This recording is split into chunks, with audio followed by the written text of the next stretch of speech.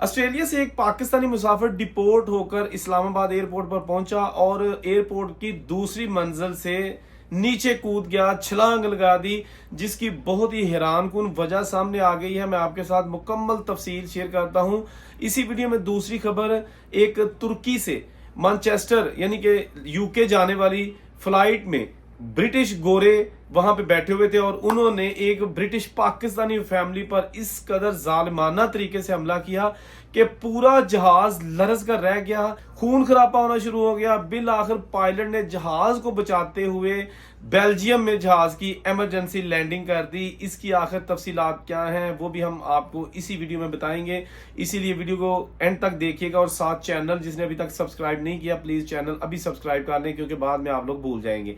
बात करेंगे मिर्जा नुमान सईद नामी एक आदमी जो कि अरसा दराज से मुकीम था ऑस्ट्रेलिया में, और अभी जनाब वहां पर उसने एक लड़की के साथ जो मुबैना तौर पर तफसीलात सामने आई हैं, ज्यादती की, कुछ इस तरह का केस उस पर लगा था। और वो जब साबित हो गया तो इसको वहां पर कुछ अरसा के लिए सजा भी दी गई।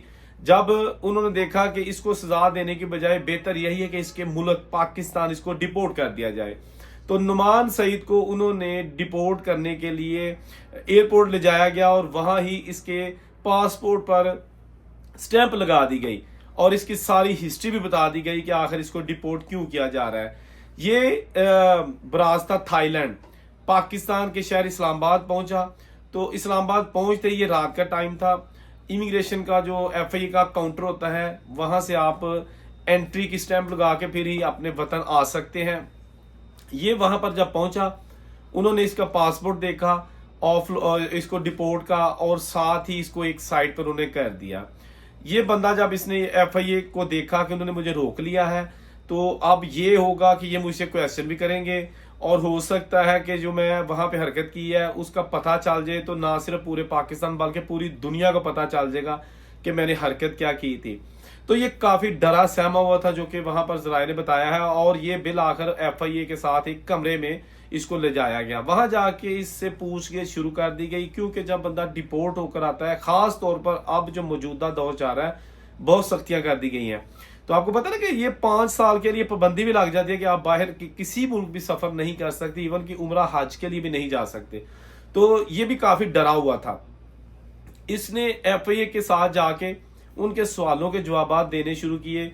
उन्होंने सारी इसकी हिस्ट्री का पता किया। तो ये वहां पर जिनसी ज्यादती के हवाले से केसेस में जो है ना वो एक मुलजम था जिन्होंने इसको अपने वतन ऑस्ट्रेलिया से मुल्क बदर कर दिया।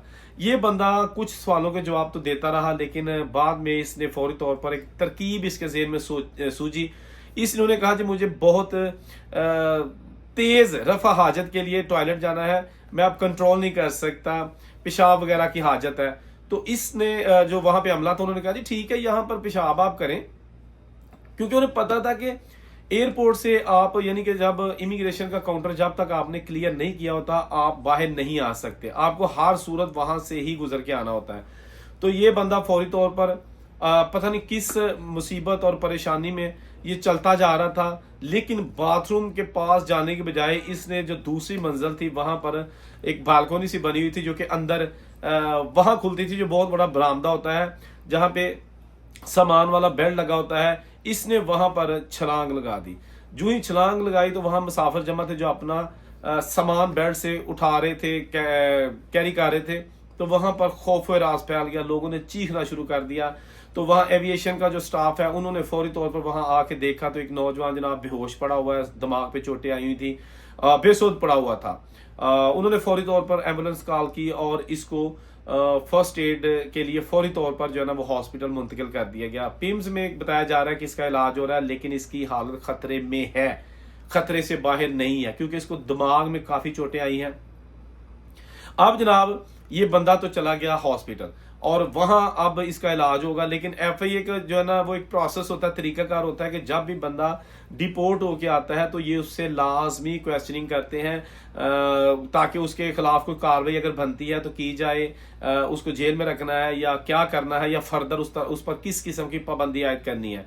क्योंकि इस वक्त आपको सबको पता है कि पाकिस्तान से जो बाहर जाते हैं उन पर भी काफी सख्तियां की जा रही हैं, और जो बाहर से डिपोर्ट होकर आते हैं ان پر بھی بے شمار پابندیاں جو ہے نا وہ لگائی جا رہی ہیں.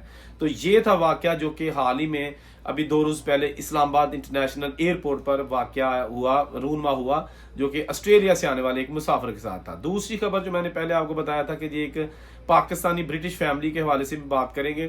ایک پرائیویٹ ایئر لائن جو کہ برطانیہ کے لیے روانہ ہوئی ترکی سے، استنبول سے. وہاں پر آپ کو پتا کہ پوری دنیا سے جو ٹورسٹ ہوتے ہیں، لوگ ہوتے ہیں، خواہ ان کا تعلق کسی بھی نیشنلٹی سے ہو، ترکی جاتے ہیں سیر کے لیے. تو ایک پاکستانی برٹش فیملی جو ہے نا وہ بھی اسی جہاز میں بیٹھی ہوئی تھی جو کہ مانچسٹر کے لیے جہاز جا رہا تھا، تقریباً 30-32 ہزار فٹ کی بلندی پر.